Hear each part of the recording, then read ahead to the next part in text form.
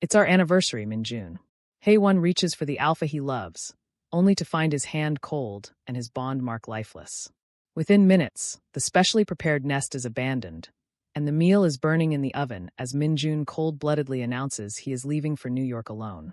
This is the moment forever shattered, leaving Haewon to pick up the pieces of a bond he thought would last their lifetime. But as he stands in the wreckage of their marriage, a hidden truth is already growing, one that will change both their lives 4 years later. Before I tell you what happens next, subscribe to Starry-Eyed Lovers and tell me where you're watching from. 3 days after Minjun left, Haewon's body began to rebel. It started with the scent. His own pheromones, usually a soft blend of vanilla and rain, turned acrid and sharp, the unmistakable smell of a distressed omega whose alpha had severed contact. The bond mark on his neck, Minjun's claiming bite that had once pulsed with warmth, now throbbed with a cold, phantom ache that made him gasp at random moments throughout the day. He couldn't eat, couldn't sleep. His hands trembled as he picked up his phone for the 47th time, scrolling to Minjun's contact with shaking fingers. Please, just tell me why. He pressed send and watched the message turn blue. Delivered. Not blocked then. Just ignored. The silence was somehow worse than rejection. Haewon's best friend, Jiho, found him on the 4th day, curled in the nest he'd built for their anniversary. The one Minjun had walked past without a second glance. The pillows still carried the fading scent of his alpha, and Haewon clutched them like a drowning man clinging to driftwood. He said the bond was fading, Haewon whispered, his voice raw. But I can still feel it, Jiho. It's right here. He pressed his palm against his chest, where the invisible thread connecting him to Minjun pulled taut and painful. If it was fading for him, why does it feel like it's killing me? Jiho had no answers. Only tissues and the kind of silence that said, I don't know how to fix this. By the end of the first week, Haewon forced himself to function. He returned to his job at the marketing firm, wore scent patches to hide his distress, and perfected the art of smiling when his supervisor asked if he was all right. He tried calling Minjun's office. The secretary said Mr. Kong was in New York on extended business and wasn't taking personal calls. He tried Minjun's parents. His father-in-law's assistant said the family had no comment on private marital matters. He tried Minjun's email. It bounced back. This address is no longer monitored. Every attempt hit a wall. Every door slammed shut. It was as if Minjun had erased him with surgical precision, cutting out 4 years of marriage, 2 years of dating, and a bond that was supposed to last forever. Haewon started to wonder if he'd imagined it all. 2 weeks after the anniversary that destroyed everything, Haewon woke up and ran to the bathroom, his stomach heaving violently. He blamed it on the bond sickness. Omegas whose alphas abandoned them often suffered physical symptoms. Nausea, dizziness, fatigue. But when it happened again the next morning, and the morning after that, a cold dread settled in his chest. No, it couldn't be. He bought the test on his lunch break, hands shaking so badly he nearly dropped it twice. He took it in the bathroom of a coffee shop 3 blocks from his office because he couldn't bear to do it at home, in the apartment that still smelled like Minjun's cologne. 2 lines, bold and unmistakable. Haewon stared at the stick until his vision blurred, until the world narrowed to those 2 pink lines that meant everything had just become infinitely more complicated. 6 weeks, the doctor confirmed the next day. Congratulations, she said warmly, completely missing the way Haewon's face had gone sheet white. Do you want to call your alpha? Some like to be present for the first ultrasound. He's traveling, Haewon managed. For work. The doctor smiled. Well, make sure he sees these.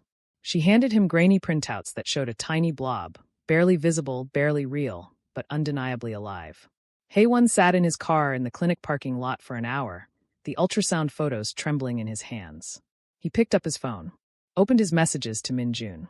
The previous 47 texts stared back at him, all unread, all unanswered. I'm pregnant. He typed it, deleted it, typed it again. We're going to have a baby. Delete. You left me, but you left something behind. Delete. Delete. Delete. His finger hovered over the call button. Maybe if Minjun heard his voice.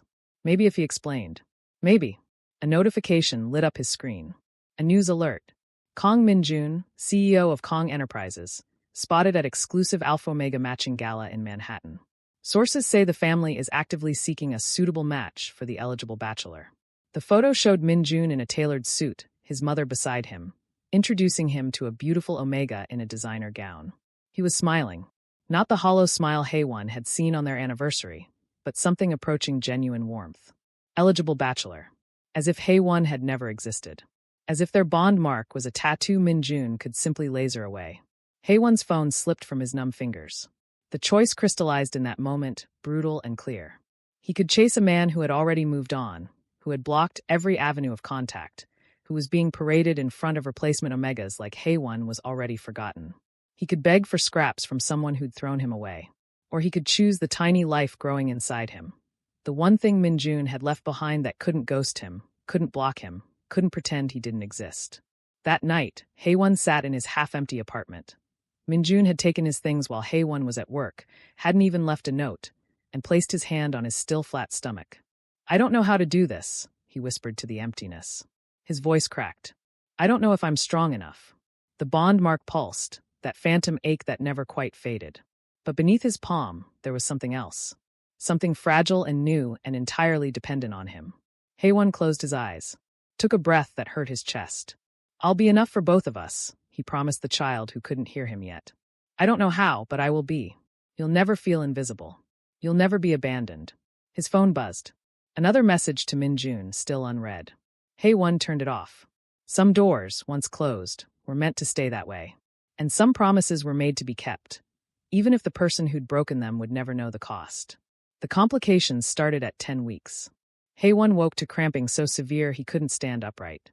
He called in sick to work for the third time that month, his supervisor's patience wearing thin in her clipped response. In the bathroom, he checked for bleeding with hands that wouldn't stop shaking, relief flooding him when there was none. But the pain persisted, radiating from his abdomen in waves that left him breathless. The emergency Omega clinic was sterile and cold.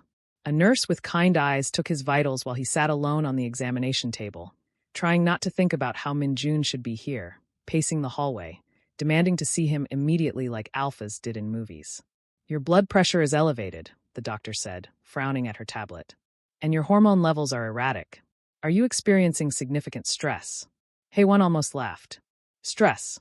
What a quaint, inadequate word for the way his life had imploded. "My alpha, we're separated," he managed. The doctor's expression shifted to something like pity. "I see. Bond separation during pregnancy can be dangerous for both you and the baby. The Omega body expects alpha pheromones to help regulate hormones. Without that," she trailed off delicately. "Is there any way to contact him? Even limited exposure could help stabilize your condition." Hae-won stared at the ultrasound screen, where his baby's heartbeat flickered like a tiny star. "I've tried." But he would try again. He had to. That night, Hae-won sat at his laptop and crafted an email. Not to Min-jun's personal address, that had been bouncing back for weeks, but to his corporate account at Kong Enterprises. Surely they couldn't block that. It was a business email, monitored by assistants, routed through servers that required paper trails. Subject: urgent medical emergency. "Min-jun, I know you don't want to hear from me. I know you've made that abundantly clear. But this isn't about us anymore. I'm pregnant. 10 weeks. There are complications, and the doctor says I need." He stopped. Read it back. Hated how desperate it sounded. Deleted everything after pregnant, and tried again. "I'm pregnant with your child. I have the right to inform you of this, and you have the right to decide what role, if any, you want to play. But I need you to acknowledge this message. I need to know you received it. Please." Hae-won. He hit send before he could second-guess himself, then sat frozen, watching his inbox like it might spontaneously generate a response through sheer force of will. 3 hours later, a reply arrived. His heart leaped, then shattered. "Delivery failure. This mailbox is no longer monitored. For business inquiries, please contact." Hae-won slammed his laptop shut so hard the screen cracked at the corner. He tried calling Min-jun's mother next, a woman who had never particularly liked him. Omega from a middle-class family, no connections, no pedigree, but who might at least pass along a message about her grandchild. The housekeeper answered. "The Kong family is not accepting calls regarding Mr. Min-jun's personal affairs. Please do not call again." Click. Hae-won tried Min-jun's brother, his college roommate, his executive assistant, every single person in Min-jun's orbit that he could remember. Blocked. Unavailable. No longer at this number. It was systematic. Deliberate. Someone had scorched the earth between them, erasing every possible point of contact with military precision. Jiho found him 3 days later, surrounded by printed emails, call logs, and crumpled tissues. "You need to stop," his friend said gently, taking the phone from Hae-won's white-knuckled grip. You're making yourself sick. He has a right to know, Haewon whispered. Even if he doesn't want me, he has a right to know about the baby. Does he, though? Jiho's voice was harder than usual. A right implies responsibility. What has he done to earn that? Haewon had no answer.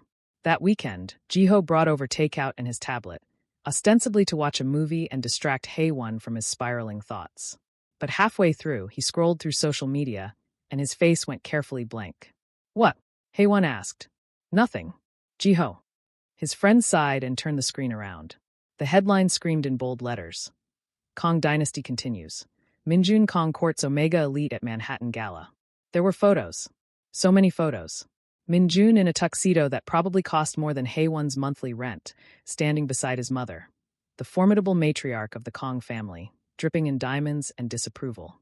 She was introducing him to a stunning Omega in a gown that shimmered like liquid gold, her hand possessively on her son's arm. The caption identified her. Song Eugene, daughter of Song Industries CEO, graduate of Yale, philanthropist. Everything Haewon wasn't. There were more photos. Minjun laughing at something Eugene said. Minjun's mother beaming with approval. Minjun accepting a champagne flute, looking relaxed and present in a way he hadn't looked at their anniversary dinner. Another photo showed him with a different Omega. Park Ji-woo, the article said, former model, now running her family's hotel empire. And another. Kim Seo-yeon, violinist, descended from old money. The article gushed about how the eligible alpha is finally taking his personal life seriously, and how sources close to the family confirm they're actively seeking a suitable match for the Kong heir. Eligible alpha. Suitable match. As if Haewon's bond mark had been a rough draft they'd finally decided to edit out. He's moved on, Jiho said quietly. Haewon, I'm sorry, but he's moved on. Haewon couldn't breathe. The room tilted sideways, and he gripped the couch cushion to keep from falling. 11 weeks pregnant with this man's child, his body falling apart from bond separation, and Minjun was drinking champagne with Omegas whose last names appeared in financial magazines. His phone buzzed. For one desperate, irrational second, he thought. But no, it was just his doctor's office, confirming his appointment for next week's ultrasound. The one where they'd check if the baby was developing properly despite his failing body. The one Minjun would never attend. I'm erased, Haewon said, his voice hollow. He didn't just leave me. He erased me. Jiho pulled him close, and Haewon finally let himself break. He sobbed into his friend's shoulder, ugly and raw, mourning not just the man who'd abandoned him but the fantasy he'd been clinging to. That Minjun would answer, would come back, would at least care enough to acknowledge the life they'd created. That fantasy died in a Manhattan ballroom, photographed in high definition for the world to see. When Haewon finally pulled himself together, his eyes were swollen and his throat ached, but something had crystallized in his chest. Something cold and hard and final. I'm done chasing him, he said. Jiho studied his face. You mean it? Haewon looked down at his stomach, where his baby was growing despite everything. Despite the stress, the bond sickness, the alpha who'd chosen Park Avenue galas over the family he'd left behind. He made his choice, Haewon said. Now I'll make mine. He blocked Minjun's number. Deleted every email. Removed every photo from his cloud storage. If Minjun wanted to pretend Haewon didn't exist, fine. Two could play that game. And when this baby was born, they would build a life so full, so complete, that Minjun's absence would be nothing more than a footnote in their story. The contractions started at 3 a.m. on a Tuesday in February, exactly 8 months after Minjun had walked out the door. Haewon was alone in his apartment. He downsized after realizing he couldn't afford the place he and Minjun had shared, when his water broke. He called Jiho with shaking hands, timing contractions with an app on his phone while he gathered the hospital bag he'd packed weeks ago. No alpha to carry it for him. No mate to hold his hand and tell him everything would be okay. Just him and the baby who'd been fighting to survive despite everything. I'm 10 minutes away, Jiho said, breathless on the other end. Just breathe. You've got this. Haewon wasn't sure he did. But the baby wasn't asking permission. The hospital smelled like antiseptic and new beginnings. A nurse helped him into a gown while Jiho filled out paperwork, lying smoothly when asked about the alpha's whereabouts. Business trip overseas. Unavoidable. Better than the truth. He doesn't know and wouldn't care if he did. Labor was brutal. 17 hours of pain that rewrote Haewon's understanding of suffering. Nurses cycling through shifts while he gripped Jiho's hand hard enough to leave bruises. The omega biology that should have made this easier, the pheromones an alpha partner would provide, the instinctive comfort of a bonded mate, was conspicuously absent. His body labored alone, just like he'd done everything else for the past 8 months. One more push, the doctor urged. Come on, you're almost there. Haewon bore down with everything he had left, and suddenly the pressure released. A thin, furious wail filled the room. It's a girl, the nurse announced, placing a squirming, blood-streaked bundle on his chest. Haewon looked down at his daughter and forgot how to breathe. She was perfect, impossibly tiny, with a cap of dark hair and skin that glowed under the fluorescent lights. Her eyes squeezed shut as she cried, fists waving in indignation at being thrust into this cold, bright world. Hi, Haewon whispered, his voice breaking. Hi, baby. He choked on the word. I'm here. She calmed at his voice, at the scent of the Omega who'd carried her. And when she finally opened her eyes, Haewon's heart stopped. Gray. Distinctive, piercing gray. The exact shade of Minjun's eyes, the ones Haewon used to trace in the dark, memorizing every fleck of silver. His daughter would carry her father in her gaze for the rest of her life, a daily reminder of the alpha who'd chosen champagne galas over this moment. What's her name? Jiho asked softly, tears streaming down his face. Haewon had agonized over it for months. He'd considered names from his own family, neutral names that carried no weight, anything that wouldn't tie her to the Kong legacy. But looking at her now, at the miracle she represented, survival against impossible odds, only one name felt right. Suah, he said. It means beautiful beginning. Because that's what she was. The beginning of everything that came next. Jiho squeezed his shoulder. It's perfect. That night, alone in his hospital room with Suah sleeping in the bassinet beside him, Haewon made a vow. He spoke it out loud so the universe would hear, so he could never take it back. You will never feel abandoned, he whispered, his finger tracing her impossibly small hand. You will never wonder if you're enough. You will never chase someone who doesn't see your worth. His voice cracked. I will love you enough for 2 parents. I will build you a life so full that his absence won't leave a hole.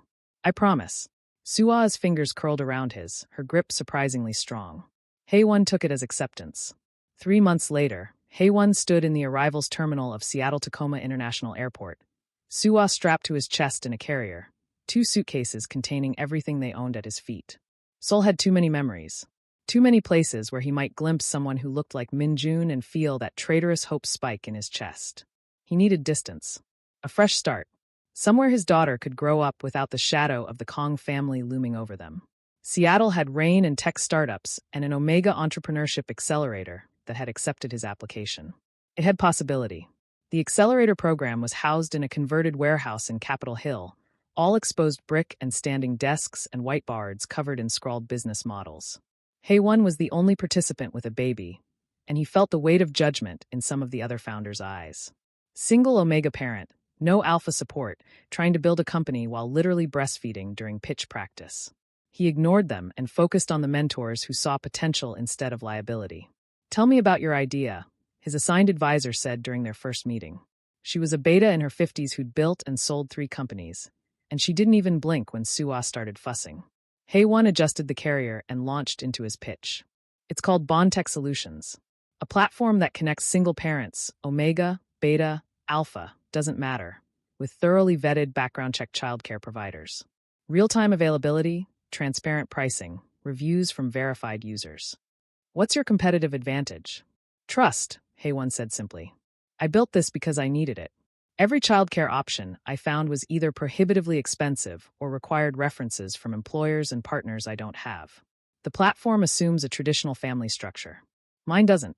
His advisor leaned back, studying him. How many users like you are out there?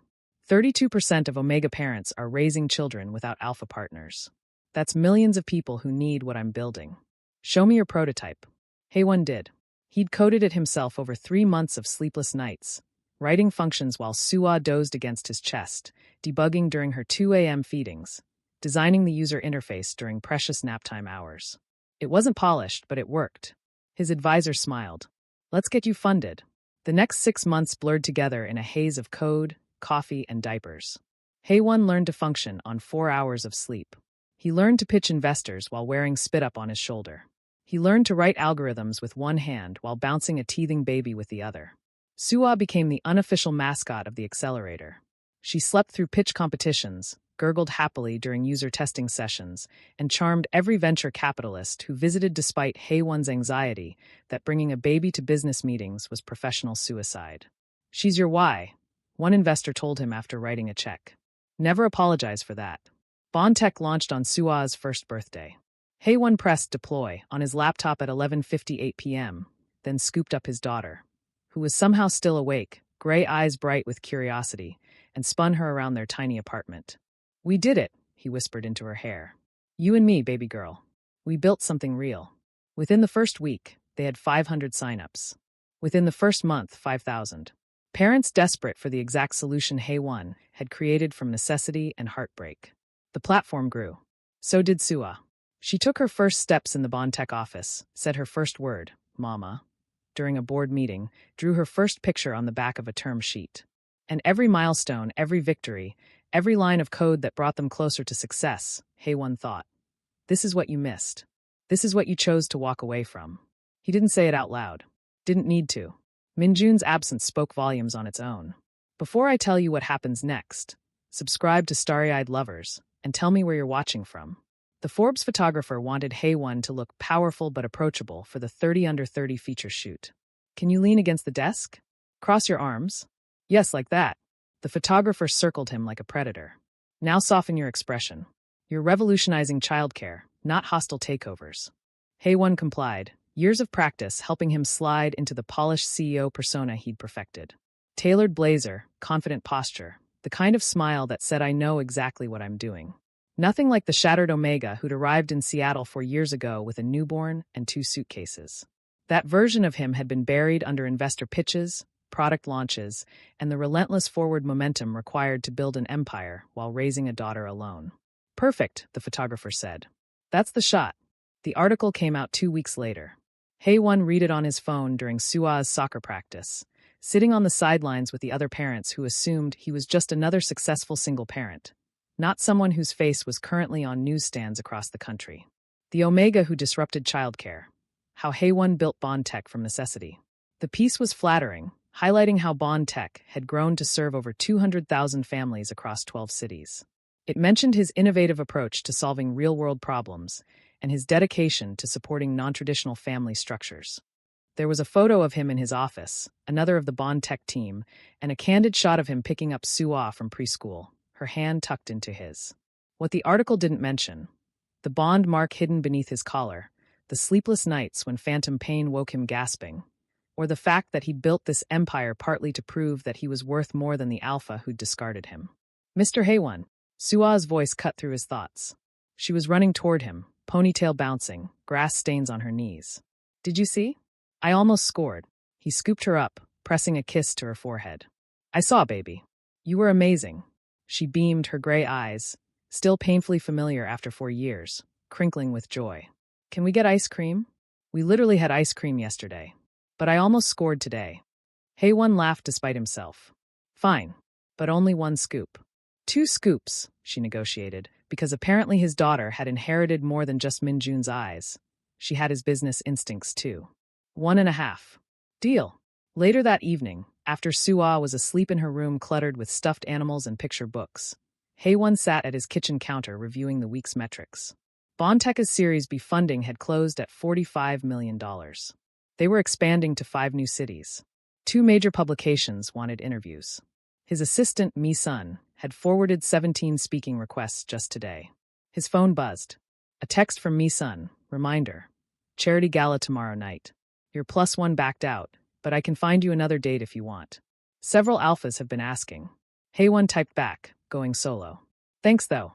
3 dots appeared, then disappeared. Mi-sun was too professional to push, but Haewon knew what she thought. 29 years old, successful, objectively attractive according to the magazines that kept featuring him, and perpetually single. She probably assumed he was married to his work, too focused on building Bondtech to make room for romance. She wasn't entirely wrong. What she didn't know, Haewon had tried. Sort of. There was Daniel, an alpha tech investor who'd asked him to dinner after a pitch meeting. They'd gone to a nice restaurant, had engaging conversation about market trends and growth strategies, and Daniel had been respectful when he'd walked Haewon to his car. He'd asked for a second date. Haewon had said yes, but canceled the morning of, claiming a Sua emergency that was only half fabricated. Then there was Juno, an Omega entrepreneur from another startup in his building. Coffee had turned into lunch, had turned into Juno's hand on Haewon's arm, his scent warm and interested. "We should do this again," he'd said, eyes hopeful. Haewon had smiled politely and never followed up. The problem wasn't them. They were kind, successful, attractive. The problem was the bond mark on Haewon's neck that still pulsed with phantom warmth when he was stressed or tired or foolish enough to let his guard down. The problem was that some traitorous part of him was still waiting for an alpha who'd made it crystal clear he wasn't coming back. For years, and Haewon still couldn't bring himself to cover the mark with a tattoo or have it surgically removed like other abandoned Omegas did. It felt like admitting defeat, like erasing the last evidence that Min-jun had ever wanted him at all. His therapist, the one Mi-sun didn't know about, had gently suggested he was emotionally unavailable due to unprocessed trauma. Haewon preferred to call it protecting himself from further destruction.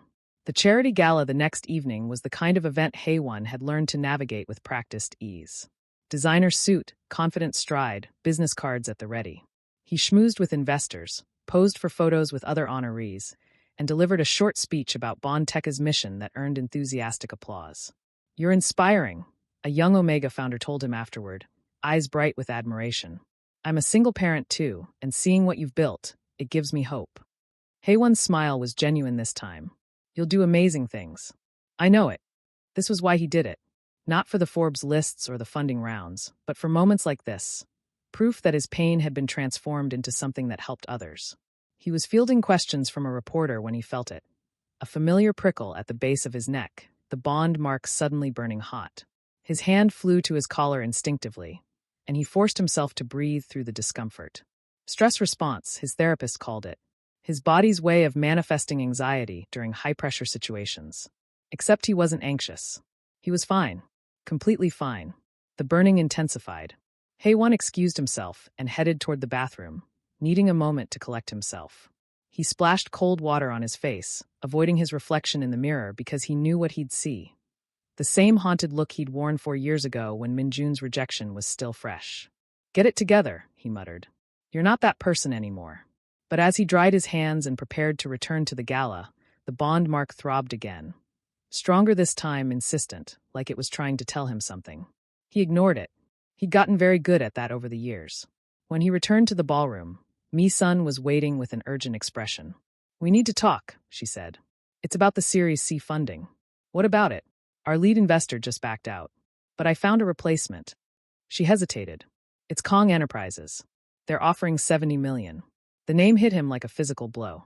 Haewon's vision tunneled, the gala noise fading to white static. "Kong Enterprises," he repeated slowly. As in the Korean conglomerate, yes. "Their CEO specifically requested a meeting with you next week." Mi-sun was scrolling through her tablet, oblivious to the way Haewon's entire world had just tilted off its axis. "His name is Min-jun Kong. Apparently he's been following Bond-Tekka's growth and thinks we're a perfect fit for their portfolio." The bond mark burned white hot. Haewon understood now. It hadn't been stress or anxiety. It had been warning him. After 4 years of silence, of building a life from the wreckage Min-jun had left behind, the alpha who'd abandoned him was about to walk back into his carefully constructed world. And this time, Haewon had far more to lose than just his heart. He had Suwa. The Monday morning executive meeting started like any other. Coffee that was too weak, Mi-sun's meticulously organized agenda, and Haewon's CFO, Marcus, droning through financial projections with the enthusiasm of someone reading a phone book.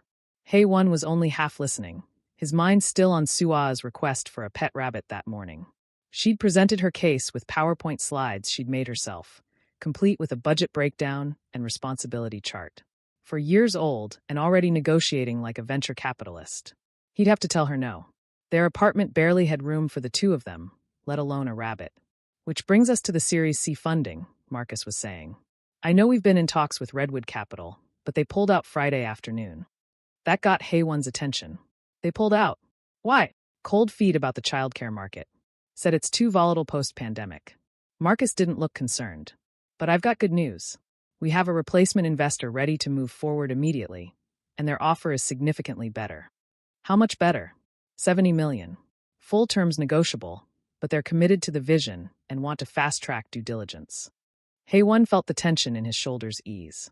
$70 million would fund their expansion into 15 new markets, upgrade their platform infrastructure, and give them runway for at least 3 years. It was more than good news, it was game-changing. "Who's the investor?" he asked. Marcus slid a folder across the conference table. Kong Enterprises. They're a Korean conglomerate with a diverse portfolio: tech, hospitality, real estate. They've been expanding their venture arm into U.S. startups, specifically companies focused on family services and social impact. Haewon's hand froze halfway to the folder. Kong Enterprises. No, it couldn't be. There were probably dozens of companies with that name. Korea wasn't that small. It was a coincidence. Had to be. He opened the folder with hands that wanted to shake but didn't, because he'd learned to control his body even when his mind was screaming. The first page was a standard term sheet, all legal jargon and percentage points. The second page listed the investment team. Lead negotiator, Minjun Kong, CEO. The words swam in front of him. Haewon's vision tunneled, sound fading to a dull roar as his omega biology recognized the threat before his conscious mind fully processed it. His sense spiked, sharp, acrid, the unmistakable smell of distress that no amount of suppressants could fully mask. Haewon, Mi-sun's voice cut through the fog. Are you all right? You just went completely pale. Everyone was staring at him. Marcus, Mi-sun, the head of product, the marketing director, all of them looking concerned because their unflappable CEO had just lost every ounce of color in his face while reading a simple investor brief. Haewon forced his lungs to work, forced his face into a neutral expression that felt like it might crack and reveal the screaming underneath. I'm fine, he said, and his voice came out steady. Professional. A masterclass in lying through sheer force of will. Just surprised by the timeline. 2 weeks is aggressive for due diligence. Marcus nodded, buying it completely. They're motivated. Apparently Minjun Kong himself has been following Bondtech's trajectory. He specifically requested this deal. Of course he did.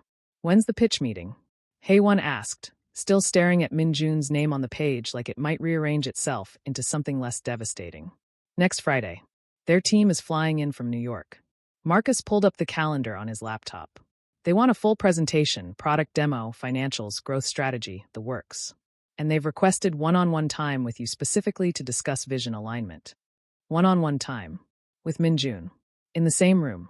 Haewon's bond mark throbbed beneath his collar.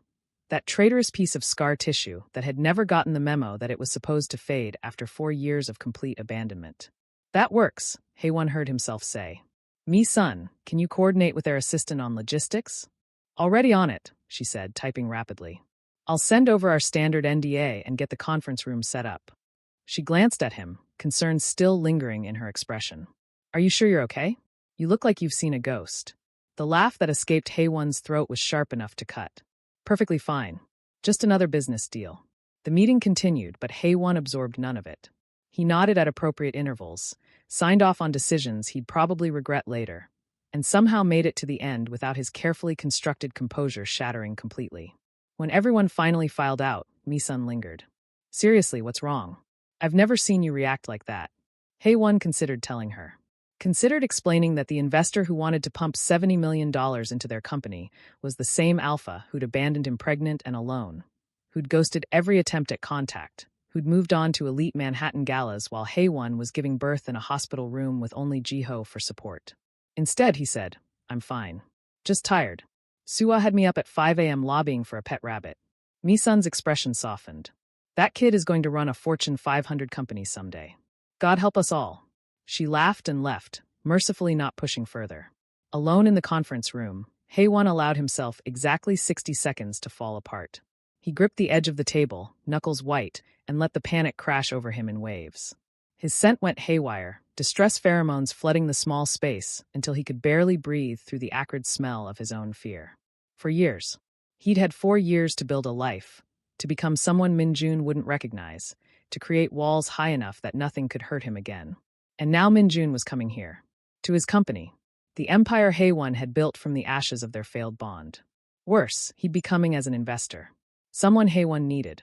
Bondtech's future depended on this funding, and turning down $70 million because of personal history would be professional suicide. His team, his employees, the 200,000 families relying on their platform, they all needed this deal. Which meant Haewon had to sit across from the man who'd destroyed him and pretend to be professional. Pretend the bond mark wasn't screaming.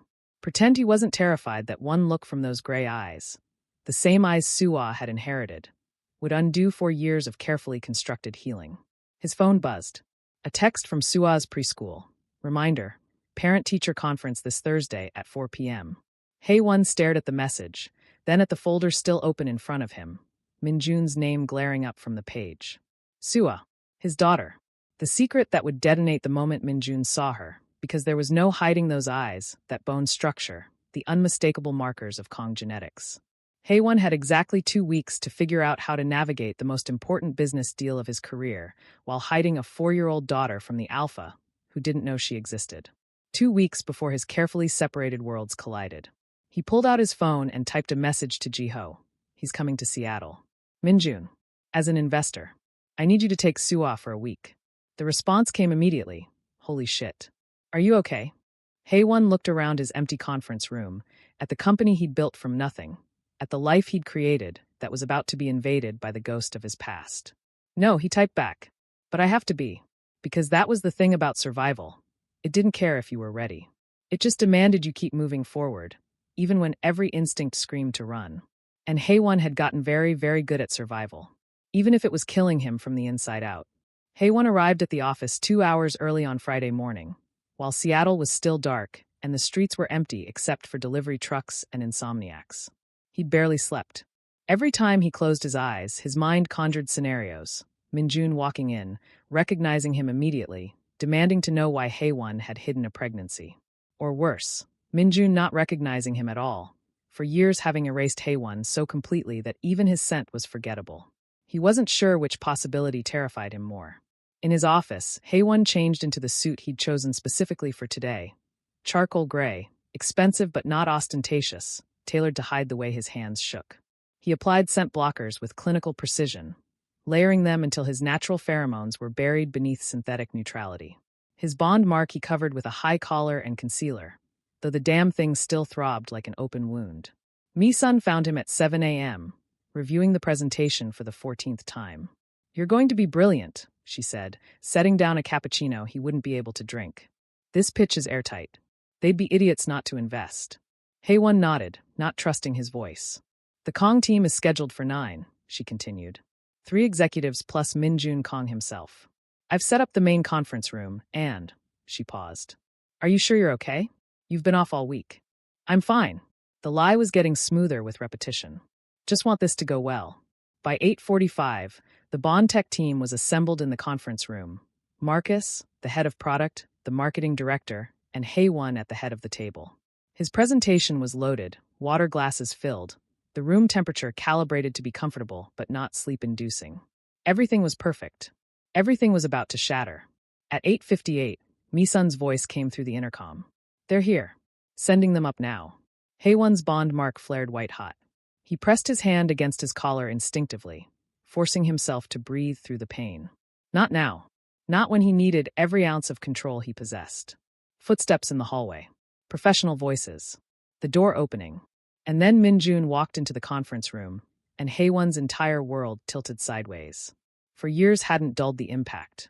If anything, Min-jun was more devastating now. The boyish softness gone from his face, replaced by sharp angles and an authority that came from running a conglomerate. His suit probably cost more than Hae-won's monthly rent used to be. His hair was styled differently, shorter. But his eyes, those gray eyes that Sua had inherited, were exactly the same. And they were currently locked on Hae-won with an expression of absolute shock. Min-jun froze 3 steps into the room. His nostrils flared, scent receptors working overtime despite the blockers Hae-won had practically bathed in. The alpha's entire body went rigid, recognition hitting him like a freight train. The other Kong executives filed in behind him, oblivious to the drama unfolding. They introduced themselves with handshakes and business cards. Hae-won operated on autopilot, his mouth forming words while his mind screamed. Hae-won, Min-jun said, and hearing his name in that voice after 4 years of silence was like being gutted. This is your company? Every eye in the room turned to them. Marcus looked confused. Mi-sun's gaze sharpened with sudden understanding. Hae-won met Min-jun's stare with glacial composure he absolutely did not feel. Mr. Kong, he said, voice steady and professional and completely devoid of emotion. Welcome to Bond Tech. I'm the founder and CEO. Shall we begin? He extended his hand for a handshake. A test. A challenge. Min-jun stared at the offered hand like it might burn him, his alpha instincts clearly roaring beneath that expensive suit. Hae-won could see the war happening behind those gray eyes, confusion, recognition, something that might have been longing but was probably just shock. After a beat too long to be comfortable, Minjun took his hand. The touch was electric. For years of separation, and Haewon's body still recognized this alpha's skin, still wanted to lean into the warmth of a bond that should have faded to nothing by now. The mark on his neck pulsed so hard he nearly gasped. Minjun's grip tightened fractionally, his scent spiking despite whatever suppressants he was using. Beneath the synthetic blockers, Haewon caught a hint of cedar and rain, the pheromone signature that used to mean home, safety, forever. It now meant danger. Haewon pulled his hand back and gestured to the chairs. "Please sit. We have a lot to cover." They sat, the Kong executives on one side of the table, Bond Tech on the other. Minjun directly across from Haewon, close enough that even through the scent blockers, their pheromones were trying to reach for each other like phantom limbs. "Let's begin with an overview of Bond Tech's mission," Haewon started, and launched into the presentation he'd practiced until it was muscle memory. He spoke about market gaps and user acquisition, about the 200,000 families they served and the 15 cities they were expanding into. His voice never wavered. His hands, hidden beneath the table, trembled so badly he had to grip his thighs to keep them still. Minjun didn't speak, didn't ask questions, just stared at Haewon like he was trying to solve an impossible equation, his alpha instincts clearly in overdrive while his brain struggled to reconcile the omega he'd abandoned with the polished CEO presenting a $70 million pitch. The other executives asked questions. Marcus fielded the financial ones. The product lead demonstrated the platform. Everything proceeded exactly as planned, except for the suffocating tension that made the air feel too thick to breathe. Halfway through, one of Minjun's executives, a sharp-eyed beta woman named Park, said, "This is impressive work, Mr. Haewon. What inspired you to focus specifically on single parents?" The question was innocent. Standard due diligence. It still felt like a knife between the ribs. Haewon's eyes flicked to Minjun for a fraction of a second. Long enough to see the alpha's jaw clench, long enough for their gazes to lock in a moment of shared, devastating understanding. "Personal experience," Haewon said smoothly. "I saw a gap in the market that existing solutions weren't addressing. Sometimes the best innovations come from necessity." Minjun's hands curled into fists on the table. The presentation continued. Haewon showed growth projections, user testimonials, competitive analyses. He was flawless. Professional. Every inch the successful CEO who'd built an empire from nothing. Not the shattered Omega who'd sobbed into a hospital pillow while giving birth alone. When he finally concluded, "And that's why we believe Kong Enterprises would be the ideal partner for Bond Tech's next phase of growth." The room fell silent. Park consulted with her colleagues in rapid Korean. Marcus shot Haewon a concerned look. Mi-sun was watching the interaction between Haewon and Minjun with the expression of someone who'd just solved a mystery she hadn't known existed. Minjun finally spoke. "Could I have a moment alone with Mr. Haewon? To discuss vision alignment." It wasn't a request. Haewon's team looked at him. He nodded, maintaining that glacial mask even though his heart was trying to beat out of his chest. "Of course. Everyone, let's take 15. The room emptied. Marcus hesitated at the door, clearly sensing something wrong. But Haewon gave him a look that said, "I've got this," even though he absolutely did not have this. The door closed. Silence flooded the space, heavy and suffocating. Minjun stood abruptly, his chair scraping against the floor. He started pacing, running his hands through his hair in a gesture so familiar it made Haewon's chest ache. The alpha scent was spiking now, pheromones breaking through his suppressants in waves, confusion, distress, and something else Haewon refused to name. "Haewon," Minjun said, and his voice cracked on the name. "What? How? You're in Seattle?" "Yes." "You built this company?" "Yes." "When?" Minjun stopped pacing, facing him. "I tried to find you. After I came back from New York, I went to the apartment, and you were gone. Your job said you'd resigned. Jiho wouldn't tell me anything. You just vanished." Haewon laughed, and it was a bitter, broken sound. "I vanished? That's rich, coming from the alpha who blocked every possible way for me to contact him." "I never." Minjun's expression shifted to confusion. "What are you talking about?" "The emails that bounced. The calls that went to voicemail. Your family's staff telling me you weren't accepting contact. The photos of you at matching galas in Manhattan." Haewon stood, channeling 4 years of rage into ice-cold fury. "Don't pretend you didn't orchestrate it perfectly." "I don't know what you're..." Minjun stopped. Something flickered across his face. "My mother." "What?" "My mother." His voice was hollow. "She changed my email. Forwarded my calls. She must have." He looked at Haewon with dawning horror. What did you need to tell me? What was so urgent? And there it was. The moment of truth. Haewon could tell him about Suah. Could watch Minjun's world implode the way his had 4 years ago. Instead, he said, it doesn't matter anymore. That was a different life. He moved toward the door. Your team is waiting. Do we have a deal or not? Haewon, do we have a deal, Mr. Kong? Minjun stared at him, those gray eyes full of questions Haewon would never answer. Yes, he finally said. We have a deal. Haewon nodded once and opened the door, letting his team file back in to finalize the terms of a partnership that would force him to work alongside the Alpha who'd destroyed him. The presentation had been flawless. His heart was in pieces. And somewhere across town, Suah was asking Jiho when her mama would pick her up, completely unaware that her father, the one she'd never met, was $70 million closer to discovering she existed. Before I tell you what happens next, subscribe to Starry-Eyed Lovers and tell me where you're watching from. Saturday morning at Discovery Park was Haewon and Suah's sacred ritual. Had been since they'd moved to Seattle 4 years ago. They always followed the same route. The loop trail that wound through forest and meadow, ending at the lighthouse where Suah would collect rocks she deemed special, based on criteria only she understood. Then hot chocolate from the cafe near the parking lot, where she'd chatter about preschool drama with the intensity of someone negotiating international treaties. Today, Haewon needed it more than ever. 5 days since the pitch meeting.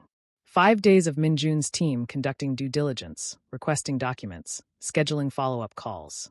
5 days of Haewon jumping every time his phone rang, terrified it would be Minjun demanding answers to questions he'd somehow figured out to ask.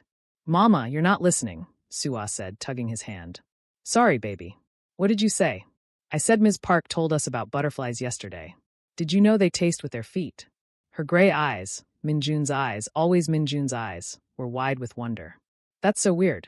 What if we tasted with our feet? What if, oh, Mama, look. She pointed at a monarch butterfly drifting lazily across the trail, its orange wings brilliant against the morning sun. It's beautiful, Haewon agreed, pulling out his phone to take a photo. Suah insisted on documenting every butterfly sighting in what she called her nature journal, which was mostly crayon drawings and enthusiastic misspellings. The butterfly floated higher, dancing just out of reach. Suah watched it with the single-minded focus of a 4-year-old who decided this particular butterfly was going to be her new best friend. Can I follow it? She asked. Just a little bit? Stay where I can see you, Haewon said, distracted by a text from Marcus about Monday's board meeting. Suah nodded and took off after the butterfly, her light-up sneakers flashing with each step. Haewon typed a response to Marcus, half watching his daughter chase the butterfly across the meadow. The park was relatively empty this early, just a few joggers, a couple walking their dog, and his phone buzzed again. Me son, with a question about the investor contract. Haewon pulled up the document, scrolling through the terms they'd negotiated. Everything looked good. Better than good. Kong Enterprises was offering exactly what Bond Tech needed, with minimal strings attached. It was the deal of a lifetime.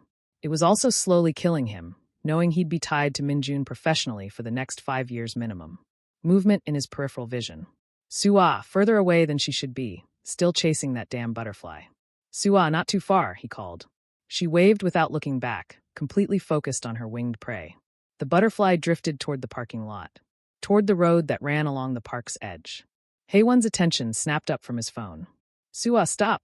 But she was 4 and determined and completely oblivious to danger.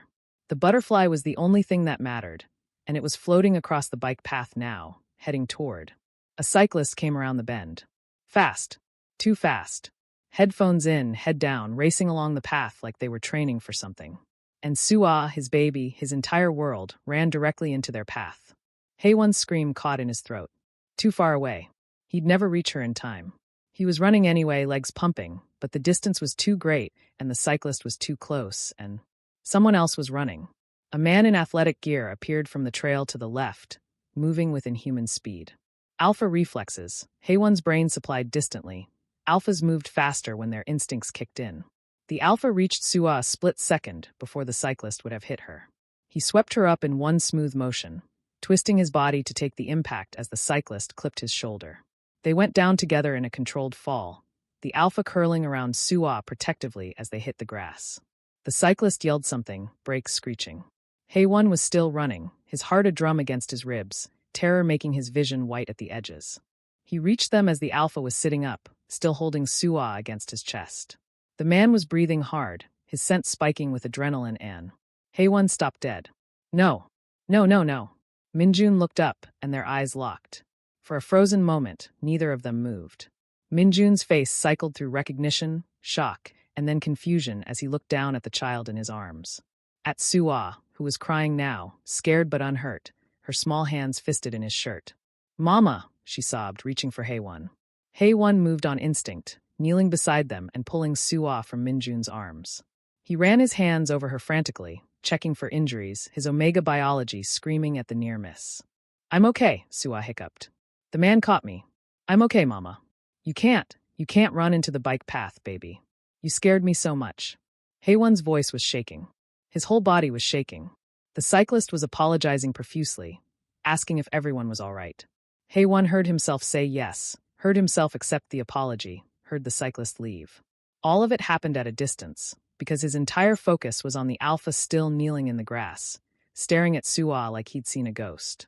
Minjun's nostrils flared. His eyes, wide with shock, tracked over Suwa's features with the systematic precision of someone cataloging evidence. The shape of her face, the arch of her eyebrows, the distinctive gray of her eyes that matched his exactly. His scent exploded. Not the controlled, professional pheromones from the boardroom, but raw alpha instinct. Mine, pup, mine. "How old is she?" Minjun's voice was hoarse. Haewon stood, pulling Suwa up with him. "Thank you for your help. We should go." "How old?" Minjun rose too, and he was taller than Haewon remembered, more solid. His alpha presence filled the space between them, demanding answers. "Haewon, how old is she?" Suwa, oblivious to the tension, turned in Haewon's arms to look at her rescuer. She studied Minjun with the unnerving directness of small children, her head tilting. "I'm 4, she announced. "I'll be 5 in February. Are you okay? You fell down too." Minjun's face went white. His lips moved, doing math that Haewon could see happening in real time. 4 years old. Born in February. 9 months before that would be May, Minjun whispered. She was conceived in May. Their anniversary. The night Minjun had walked out. "We need to go," Haewon said again, turning away. Minjun's hand shot out, catching his arm. Not hard, but firm. An alpha who'd just realized his entire world had shifted. "Haewon. Is she?" His voice cracked. "Is she mine?" "Don't." Haewon's voice was ice over molten rage. "Don't you dare. I have a right to know. You had a right to know 4 years ago, when I was trying to reach you. When I was pregnant and alone and being told by your family's staff that you weren't accepting contact. When I saw photos of you at matching galas in New York, moving on like I'd never existed." Haewon's hands tightened on Suwa. "You gave up your rights the day you walked out." Suwa was looking between them, her gray eyes worried. "Mama, why are you upset?" Haewon forced his scent to calm, his voice to gentle. "I'm okay, baby. Let's go get that hot chocolate, okay? But the nice man. Say thank you to the nice man." "Thank you for catching me," Suwa said obediently, giving Minjun a gap-toothed smile that probably looked heartbreakingly familiar to the alpha who'd just realized he had a daughter. Minjun made a sound like he'd been punched. His scent was chaos, shock, grief, longing, and a possessive alpha instinct that made Haewon's omega biology want to submit, to present his pup for inspection by her sire. He ignored every instinct and started walking. "Haewon, wait. Stay away from us," Haewon said without turning around. "You're my investor, nothing more. We'll communicate through our teams." "She's my daughter." Haewon stopped, turned, met those gray eyes with 4 years of accumulated pain. "She's my daughter. Mine. I carried her. I gave birth to her alone. I've raised her, loved her, built a life for her. You're just the alpha who happened to provide DNA before he disappeared. I didn't know, because you made it impossible for me to tell you." Haewon's voice cracked, and Suwa whimpered against his chest. He lowered his voice, forcing calm. "You don't get to be the victim here. You don't get to show up 4 years later and claim rights you abandoned." Minjun looked gutted. Lost. His alpha instincts were clearly screaming at him to fight, to claim, to demand access to his pup. But even he could see that Haewon was a hair's breadth from shattering. "Please," Minjun said, and the word sounded like it cost him everything. "Please, just can we talk? Not here. Not now. But soon. No." "Haewon." "Mama," Suwa said softly. "You're squishing me." Haewon immediately loosened his grip, pressing a kiss to her hair. "Sorry, baby." When he looked up, Minjun was staring at them with such naked longing it was almost obscene. The alpha scent of a parent recognizing their child, Biological imperative meeting reality 4 years too late. I'll find you, Minjun said quietly. We're not done.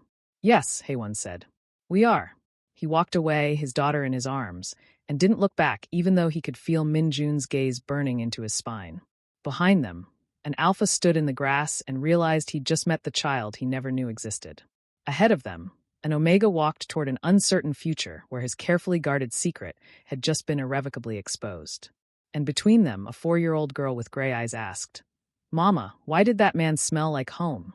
Haewon made it exactly 30 feet before Minjun caught up to them. Wait. The alpha's hand landed on his shoulder, and Haewon spun so fast that Suwa let out a startled squeak. Do not touch me, Haewon hissed, his omega biology torn between submission to an alpha's authority and the primal need to protect his child from a threat. Right now, Minjun felt like both.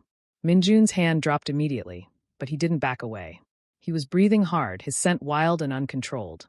Cedar and rain mixed with the sharp ozone smell of an alpha in emotional distress. His eyes were locked on Suwa with an intensity that made Haewon want to run. I need to know, Minjun said, his voice raw. I need you to say it. Mama, I want down, Suwa whispered.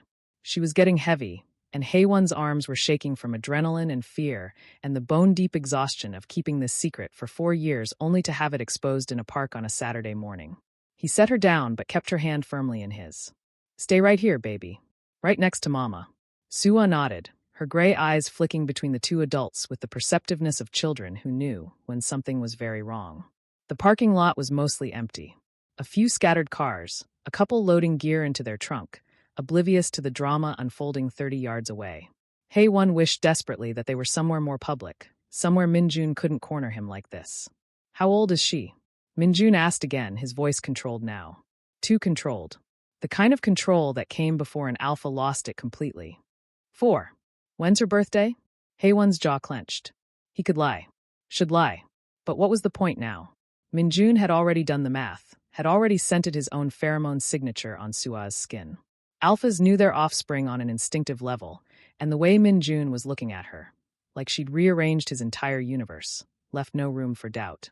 February 14th, Haewon said flatly. Minjun's face crumpled. Valentine's Day. How poetic. That means you were, Minjun's voice cracked. He pressed his hand to his chest like his bond mark was burning the same way Haewon's was. You were pregnant. When you were trying to reach me. You were pregnant. Yes. For how long? When did you find out? 2 weeks after you left.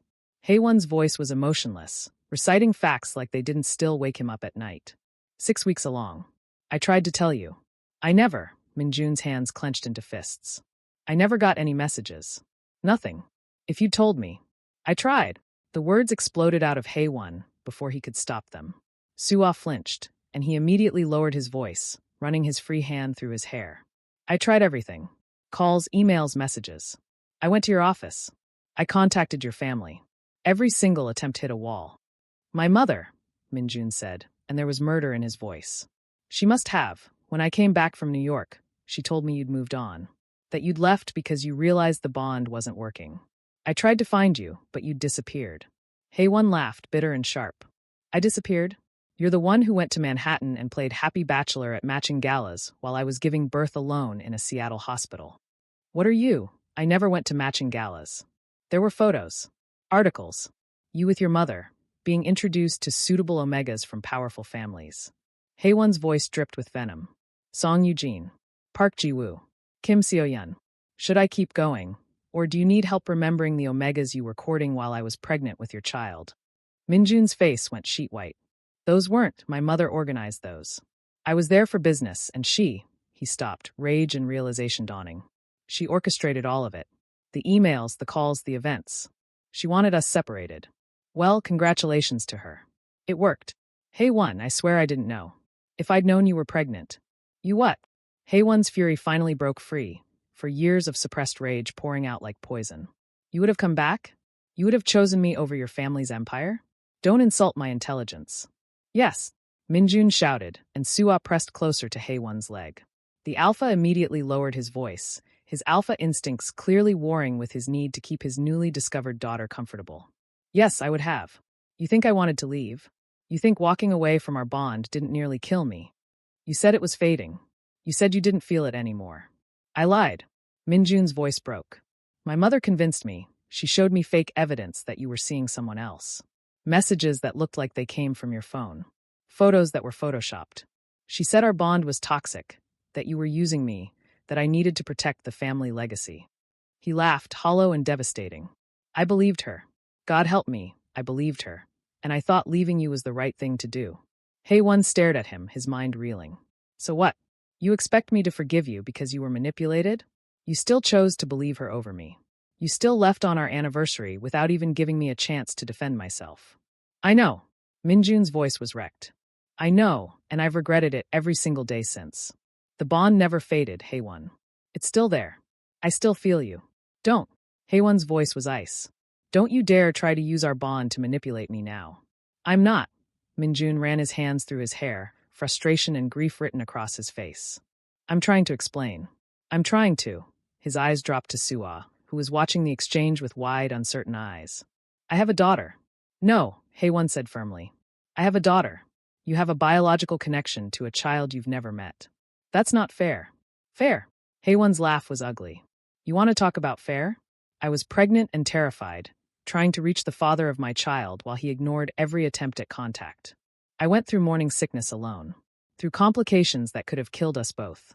I gave birth in a hospital room with only my best friend present because the alpha who was supposed to be there chose his family's approval over our bond. His voice rose despite his best efforts. I've been a single parent for 4 years. For years of late nights and daycare pickups, and trying to build a company while raising a child alone. So don't you dare talk to me about fair. Minjun looked gutted. You were in danger? The pregnancy had complications. Bond separation syndrome. My body was failing because my alpha had abandoned me. Hae-won's hand went to his bond mark reflexively. The doctors said I needed alpha pheromones to stabilize, but the only alpha I was bonded to had made it clear he wanted nothing to do with me. I didn't know. Minjun's voice was barely a whisper. Hae-won, I swear on everything I am, I didn't know. Mama, Suah tugged on his hand. Why is the nice man crying? Hae-won looked at Minjun and saw tears tracking down the alpha's face.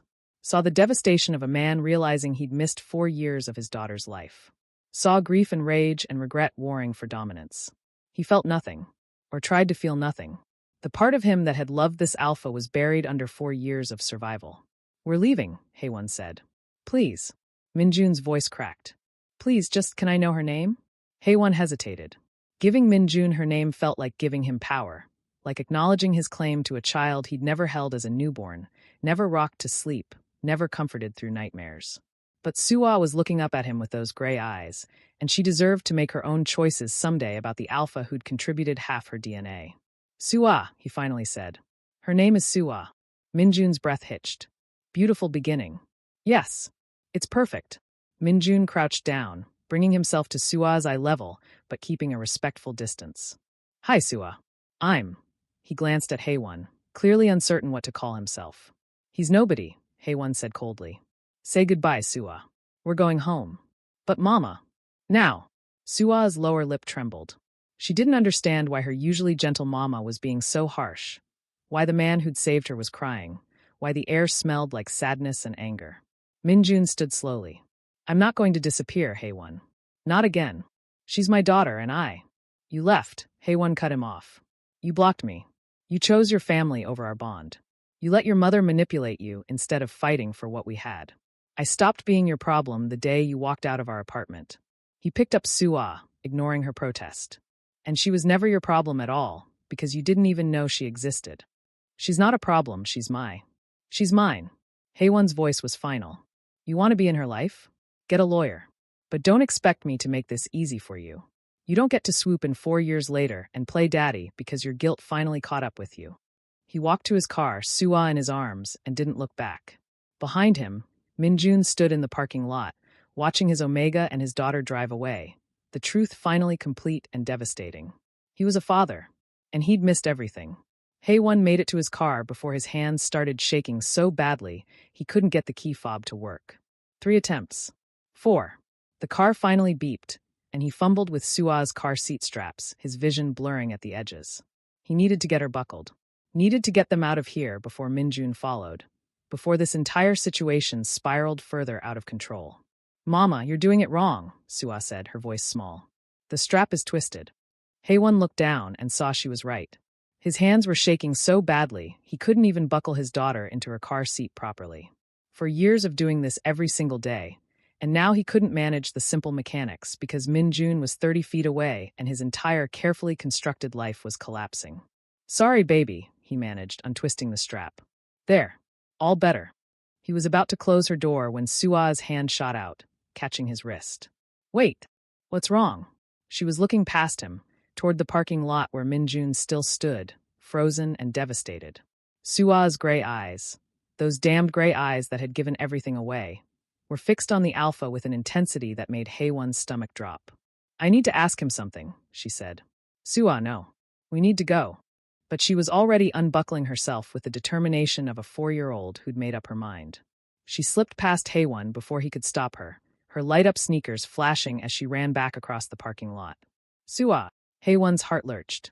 He ran after her, but she was fast and single-minded, and she reached Min-jun before Haewon could catch her. She stopped directly in front of the alpha and tilted her head back to look at him, her small hand reaching out to tug on his sleeve. Min-jun looked down at her with an expression of such raw wonder that Haewon's chest ached despite everything. The alpha crouched immediately, bringing himself to her level, his entire body language shifting to something gentle and non-threatening. "Hi," Min-jun said softly, his voice wrecked but controlled. "Did you forget something?" Sua studied him with the unnerving directness of small children who hadn't yet learned that staring was rude. She looked at his face, tracing the angles with her eyes. Looked at the way his hair fell across his forehead. Looked at his hands, which were trembling slightly where they rested on his knees. Then she did something that made both adults freeze. She leaned forward and sniffed. It was a distinctly Omega behavior. Using scent to gather information, to verify identity, to understand the world in ways that went beyond sight and sound. Sua had never done it before, had never shown any Omega characteristics because she was too young for her secondary gender to present. But she was doing it now, her small nose nearly touching Min-jun's shirt as she breathed in his scent signature. Min-jun went completely still, his alpha instincts clearly recognizing the significance of the gesture, even as confusion flickered across his face. Haewon reached them, breathing hard. "Sua, we need to." "You smell like home," Sua interrupted, still staring at Min-jun. "Like the alpha in my dreams." The world tilted sideways. "What?" Haewon's voice came out strangled. Sua turned to look at him, her expression serious in the way only small children could be when discussing things adults didn't understand. "I have dreams sometimes. About an alpha who smells like rain and trees. He's always far away, and I can't see his face, but I know he's important." She looked back at Min-jun. "You smell exactly like him." Min-jun made a sound like he'd been punched. His scent exploded, raw alpha pheromones mixing with grief and wonder and a possessive instinct that made Haewon's Omega biology want to submit. "That's not possible," Haewon said, but his voice lacked conviction. "You're too young to sense." "Mama says I'm special," Sua continued, oblivious to the emotional carnage she was creating. "Because I can sense my alpha parent even though we've never met. She says some pups can do that, especially when the bond is really strong." She tugged Min-jun's sleeve again. "Are you my daddy?" The question hung in the air like a grenade with the pin pulled. Haewon's carefully constructed walls, for years of protection, of keeping this secret, of building a life where Min-jun didn't exist, shattered completely. He'd never told Sua about her father, had deflected every question with vague explanations about donors and different kinds of families, had certainly never said anything about alpha parents or bonds or dreams. But Sua was right. Some pups could sense their absent parent through the bond, especially in Omegaverse families where genetic connections ran deeper than simple biology. Haewon had dismissed it as folklore, as wishful thinking from abandoned Omegas trying to give their children hope. He'd never considered it might be real. Min-jun was staring at Sua with tears streaming down his face, his entire body shaking. His voice broke. He looked at Haewon, desperate and lost. Is it okay if I? Haewon didn't trust himself to speak. Didn't trust himself to do anything except watch as his daughter, his brilliant, intuitive, impossibly perceptive daughter, destroyed the last of his defenses. Min-jun turned back to Sua, and when he spoke, his voice was thick with emotion. "Yes," he whispered. "I'm your daddy." Sua nodded like this confirmed something she'd already known. "I thought so. You have my eyes." Min-jun choked on a laugh that was half sob. "You have my eyes, baby girl. And your mama's smile. And," he stopped, pressing his hand to his chest. "I'm so sorry I wasn't there. I didn't know about you. But that's not an excuse. I should have fought harder to find your mama. I should have. It's okay, Suwa said with the easy forgiveness of children who hadn't yet learned about grudges. You're here now. Suwa, Haewon finally found his voice. Come here, please. She looked at him, then at Minjun, clearly torn. But I just found my daddy. I know, baby. But we need to talk about this. Just you and me first, okay? But, Suwa.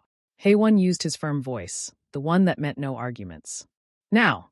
She sighed with the drama only a 4-year-old could muster, then looked at Minjun. Will you be here tomorrow?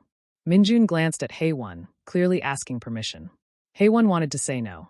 Wanted to grab his daughter and run, to put distance between them and this alpha who'd already destroyed him once. But Suwa was looking at him with those gray eyes full of hope, and Minjun was looking at him with the expression of a man who'd just found something he didn't know he'd lost. And Haewon's bond mark was burning so hot he could barely breathe, responding to Minjun's presence after 4 years of aching silence. We'll talk, Haewon said finally. Later. After I've had time to, he couldn't finish. Couldn't articulate the chaos of emotions threatening to drown him. Tomorrow, Minjun said. It wasn't a question. Please, Haewon. Let me. I know I have no right to ask, but please. Let me try to fix this. You can't fix 4 years. No, Minjun agreed. But maybe I can be there for the next 4. And the 4 after that.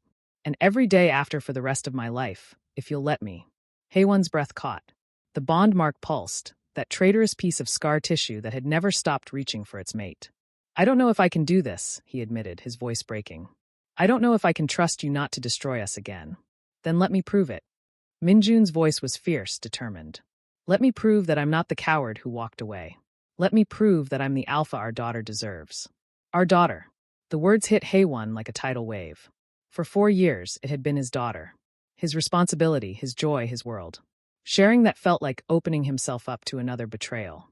But Suwa was looking between them with hope written across her face, and Minjun was looking at him like Haewon still held his entire world in his hands. And deep in his chest, where the bond mark lived, something that had been frozen for 4 years started to thaw. Tomorrow, Haewon said quietly. My office. 2 p.m. We'll talk about custody arrangements. Minjun's face transformed with hope. Thank you. Don't thank me yet. Haewon scooped up Suwa, who went willingly this time. You have a lot to prove, Minjun. And if you hurt her, if you make promises you can't keep. I won't, Minjun said fiercely. Never again. Haewon nodded once and carried Suwa back to the car. This time, his hands were steady enough to buckle her in properly. As they drove away, Suwa pressed her face to the window, waving at the alpha who stood watching them leave. Mama, she said softly. Yeah, baby? Are you mad at me for asking? Haewon's heart broke a little. No, sweetheart. I'm not mad at you. You did nothing wrong. Then why are you crying? He reached back and squeezed her small hand. Sometimes adults cry when they're happy and sad at the same time. Are you happy-sad about my daddy? Haewon looked in the rearview mirror at his daughter, their daughter, and tried to find an honest answer. I don't know yet, he finally said. But we're going to figure it out together, okay? Okay, Mama. In the parking lot behind them, Minjun stood until the car disappeared from view, his hand pressed against his chest where the bond mark he thought had died was burning back to life. He had a daughter. He had an Omega who hated him. And he had one chance, just one, to prove he deserved them both.